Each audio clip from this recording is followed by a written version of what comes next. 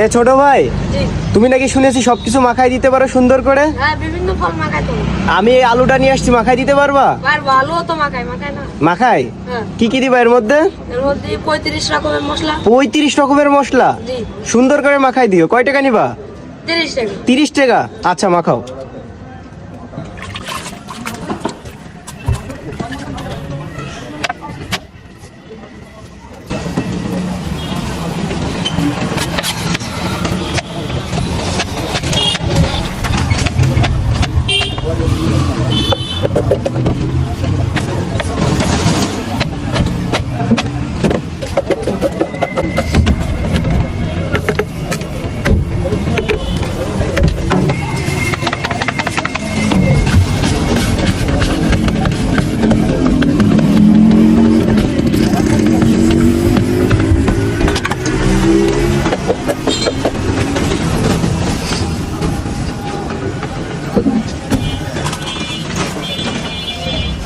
মাখানো হয়ে গেছে?